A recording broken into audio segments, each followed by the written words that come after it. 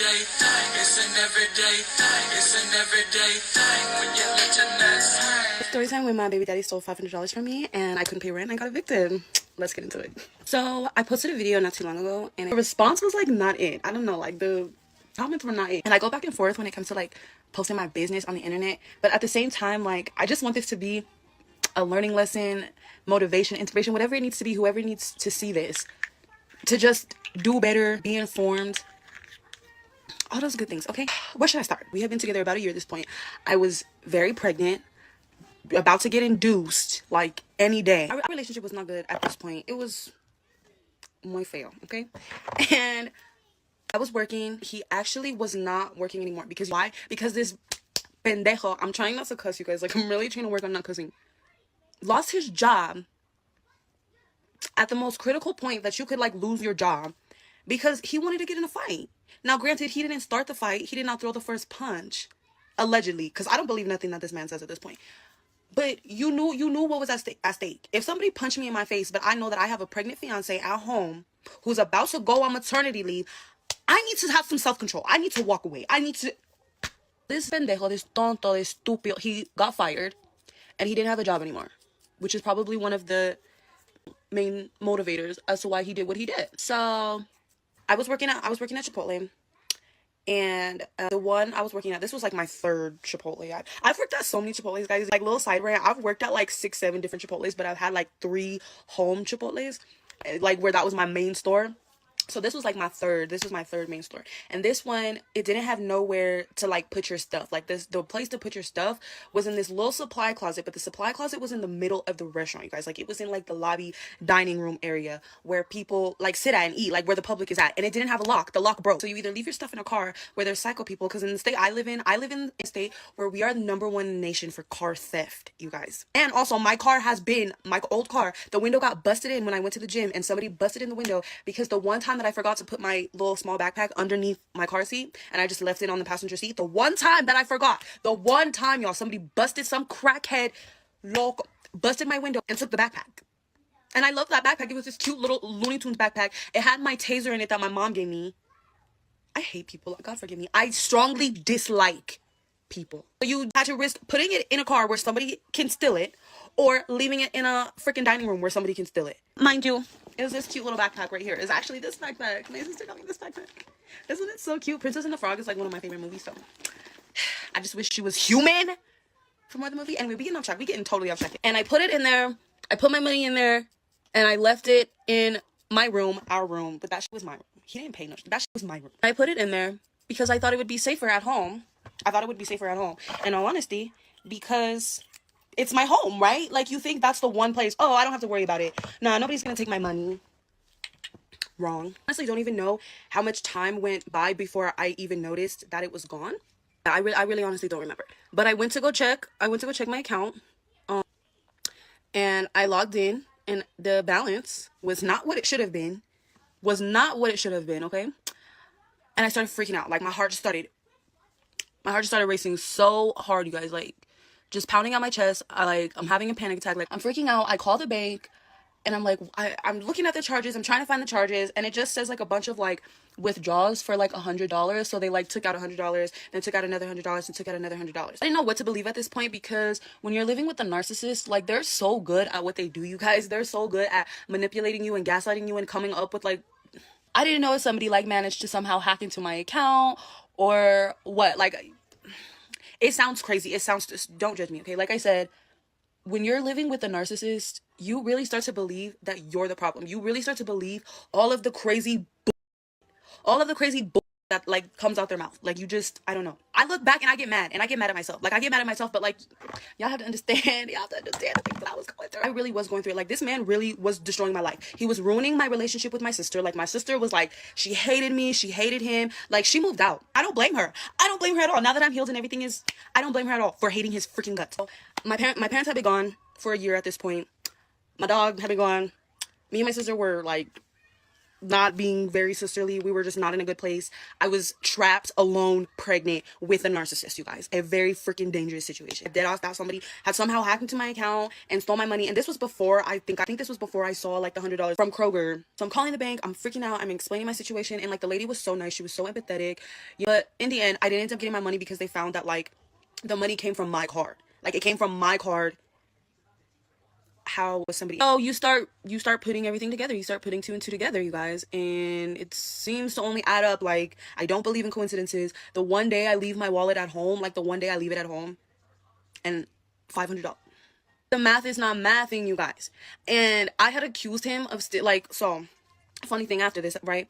I went in my wallet. I was already on edge about the $500. I went in my wallet because I had $20 and I needed to go do something, and I couldn't find it. Like, it was like tucked deep into like my wallet or some shit, and I couldn't find it. So I blamed him because I was already like, it was already like ruminating in my mind, like, you're the one who stole my $500, bitch. Like, and so I accused him, and like he freaked out. He started packing, and I was like screaming and begging him not to leave. Like, for what? For what? God tried so many times to get this man out of my life, and I just would not let it happen, you guys. I just refused to let it happen.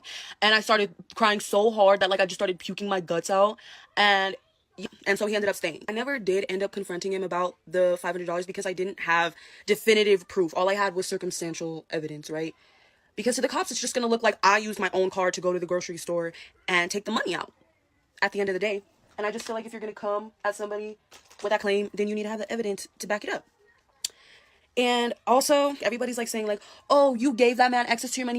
I never gave that man access to my money. The off chance that I did ever give him the pin, I would change it. And he caught me when I was lacking. He caught me when I wasn't paying attention. Okay, something happened. But it just blows my mind that y'all love to blame the victim so freaking bad. Did you give him access? No. Why did he steal $500 from me? So I did tell him about it though, like how I lost the money. And of course he pretended to be concerned and worried and things like that, knowing damn well that he's the one who took it. Like, I can't make this shit up, you guys. Like, these people are so evil. So fast forward, I let my landlord know, and my landlord, you guys, is literally like, this woman is so freaking money hungry, you guys. Like, so freaking money hungry. I may or may not put her name. It depends how I'm feeling. Mind you, this literally happened a week or two before I was supposed to go on my maternity leave. So my schedule, like, maybe I could have asked, hey, can you put me on the schedule for a few more weeks? So because this and this happened, I need to make some extra money. Like, there's all the woulda, coulda, shouldas in the world, but I like to believe that everything happens for a reason, and I would never change it. Fast forward, I'm going back and forth with my landlord. I'm trying to explain to her that somebody stole the $500. She couldn't give a care less. Like, she literally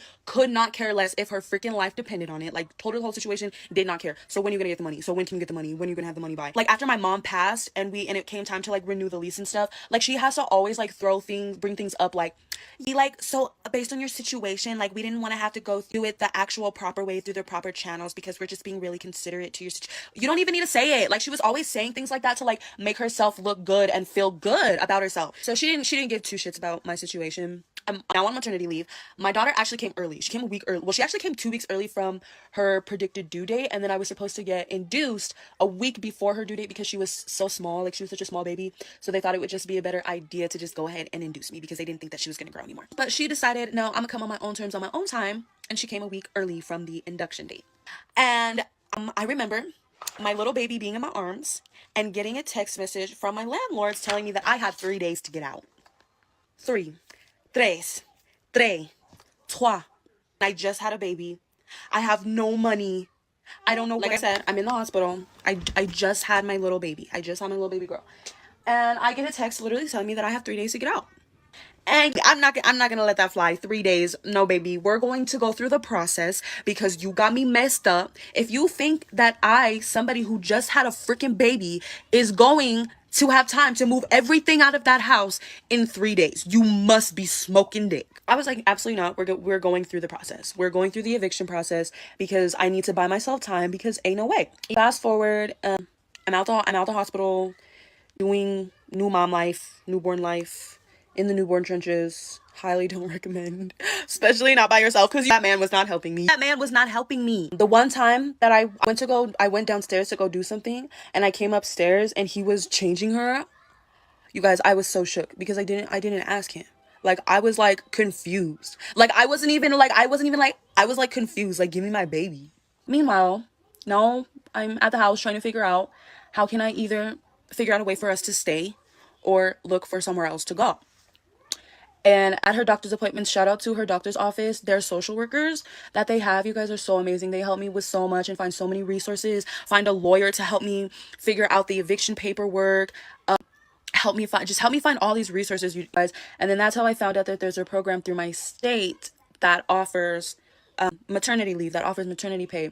So I end up doing the paperwork and signing up for that. But you guys, this takes time. So meanwhile, the eviction process is already into play. Everything's going, and I'm still not making enough money. Like, I'm making money from my content stuff, because mind you guys, I've been doing content creation for like years and years. So I was making a little money from that, but nothing to be able to pay the rent and pay off the rent and no. So I didn't have a car at this point. Like, mind you, that's another story time. I crashed my car because this man would not let me buy tires, even though I had the money at the time, because he wanted to save me money by getting the tires from his brother, even though the tires were not at the freaking shop. We had to wait for the tires to get in the shop. So while waiting for the tires to get in the shop, when I could have just went and bought new ones with my money, I crashed my car in the snow. Ladies, do not let the blind lead you. Do not let the blind lead you. So I didn't have a car to go do extra side hustle stuff. So I'm trying to figure out this car. I'm trying to figure out how I can get the car fixed so I can do something on the side, right? So eventually I ended up just getting rid of that car because it sat for months and months and months while he tried to get it fixed, and just wasting my time, dude. Like, I'm trying. Okay, we're just not gonna say anything because God is telling me to. So we're not gonna talk bad about people, right? But so anyways, I ended up just getting rid of that car because I was tired of it. I loved that car. I'm so sad. I hope one day I can have another Nissan Rogue because I really love that car. I went to a used car place where I knew that there was a high probability that I was going to walk away with a car. I ended up getting a car for $0 down. It's broke down now. It don't work. It serves its purpose. That's okay. I just needed it to work for as long as it worked. Like I said, I believe everything happens for a reason. God let it work for as long as it needed to work, and now it don't work no more. Because that's what happens when you get a $0 down car. Used car at that. Fast forward. I don't end up, like, the money from the maternity leave does end up coming through, and it does help a lot. And when you really think about it, when you have a newborn, right? You have a newborn. I was breastfeeding, but the stress from everything that I was going through, like, my supply just kept going down and down and down. So I had to supplement a lot of times with formula. And I was on food stamps, I was on WIC, I was getting my maternity leave. So you're just trying to save every penny you can. I'm spending expenses on moving because I have to move. My baby daddy is such a piece of shit, God forgive me, that he left me to go do all the moving because he had a job. He had a job to go do, so he had to go out of state like a week or two before I had to get out. So he didn't start helping me beforehand, was fully aware of the situation of what was going on, because, my sister tried to explain to him what was going on when I had the baby, like literally when I just pushed my baby fresh out, and he was like, oh, I got this, I'm gonna handle this. And what did you handle, sir? What exactly is it that you handled? So, like, just embarrassing. Que oso, wait, because that's so embarrassing. Like, so anyways, he left me to move this whole house by myself. That video you guys see me where it says what it looks like when you trusted the wrong man and you have to start over. I had to move that whole house by myself because he left. He left me to do it by myself while recovering from giving birth to a newborn. Eventually, I got so tired. I needed help with the really heavy furniture, the sofas and things like that. So I had to call some movers to help me. So I needed money to help with the movers. So I used that money to help with the movers and all those things. Oh, and then I almost got in a scrap with my neighbor, my obnoxious neighbor, who was always being loud as fuck from the day he moved in, always parking in front of our garage so we couldn't get in or out of our garage, always doing obnoxious shit like that, always playing his music so loud that it's rattling the walls, playing the TV so loud that it's rattling the walls. And I am actually doing something that productive, that makes noise, like moving is noisy. And his bitch ass had the nerve to start some beef with me, bruh. Like, we're legit screaming. Like, it's like 2 a.m. I didn't give a fuck. Like, you don't give a fuck about, I'm just gonna match your energy, sir. We're literally arguing. Like, this man is in my face, bruh. I'm in his. Like, we going at it. And I'm like, I'm gonna call the cops because you're harassing me at this point. You're not leaving me alone. Like, I called the cops, you guys. And, well, actually, I called the cops, like, afterwards just to make sure that, like, that he would hear me. Because I told him he was going to call the cops and he still wasn't leaving me alone. So I started screaming like a crazy person because that's what my mom taught me. If a guy is, like, not leaving you alone and you feel threatened, you don't feel safe, you just start screaming like a loca, like a perrato. Just, and I just started screaming like that. And his wife was like, are you crazy bitch? Like, I heard her, like, it's fine. I would rather be a crazy bitch than a dead I don't trust men these days, not especially not a black man. They were one of my least favorite couples, a black man and a white woman. I'm sorry. I have yet to find, like, in person, healthy interracial couples who are made up of a black man and a white woman. I said what I said. So anyways, on that little tangent, I went through so much to move out of this house, you guys. I went through so freaking much just to move out of this stupid house. And did it all by myself. This man did not help me. My sister maybe helped me a little bit at the end, but I did a lot of the heavy lifting by myself, you guys, while having to attend to a newborn. I don't know how I did it. Like, I don't know. All I can say is God was there holding my hand. My mom was there holding my hand, because ain't no way. That's the only explanation, because I was so weak and defeated at that point, bro. Just done. I remember being so tired from having to move. It took me like 3-4 days to move, you guys, and I wasn't sleeping because I was tending to the baby. I was moving. I had therapy. I had to stop in the middle of moving because I had therapy. Like, that's how committed I was to therapy. I was explaining everything to my therapist, and like, I knew that the things I was going through were like rough, because my therapist's face, like, usually therapists keep like a neutral face, but every therapist I've had, when I'm telling them about the things that they're always like, they're always making faces. So I remember being so tired, I couldn't find my phone, and I hallucinated. Like, I had a memory that was not there, a memory that never happened, that, oh, I left my phone in here, but I was never there. Like, I imagined that I left my phone in the bathroom or something, or maybe vice versa in my car, and I went to check in like my car and it wasn't there, and then I went in the bathroom and like my phone was there, and I was like, why did I was never even down here? Like, why did I have that memory? Like, I was hallucinating, you guys, because I was so exhausted. Like, I was literally hallucinating. When I tell you the things that this man put me through, don't anybody ever tell me to ever give this man another chance, when this is just the tip of the iceberg of the things that he has put me through. Eventually, I finally ended up moving out. And once again, exhaustion so bad. I was moving. I went to go do something. I put my baby in the U-Haul truck, and I locked the door because I didn't think that it was not going to unlock when I tried to open it again, because I had the keys. So why is it that when I lock the U-Haul van, now I can't get into it? Like, are y'all okay? Why are y'all letting people use vans and telling them to lock it, and then when you lock it, you can't get into it? So I couldn't get into it. Thank God I had my phone with me, because I went into panic mode. I had to call the freaking fire department to come get my baby out this hot ass car. You guys, I was going through it. When I tell you that, I was going through it. What to do, everyday people, man? It's your boy PJ. Today we back with another lit video. Back in the confessional. And yes, we staying lit, big dog, man. Shout out to my everyday people who rock with me every day.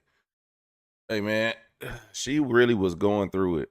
She got a part 3 to this, but we not gonna watch it. We got the we got the story. We get the point, man. You was having a rough time. Your baby daddy stole from you. That started this whole process. He didn't have a job. You know, I be wondering what be going through people's mind when they do certain stuff. I remember my first child.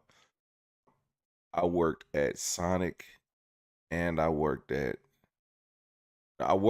worked at Sonic at the time, and then once she was born, I worked at Popeye's Chicken and Sonic. So I was a manager at Popeye's Chicken, and I worked at Sonic. So I had 2 jobs. I go to Sonic.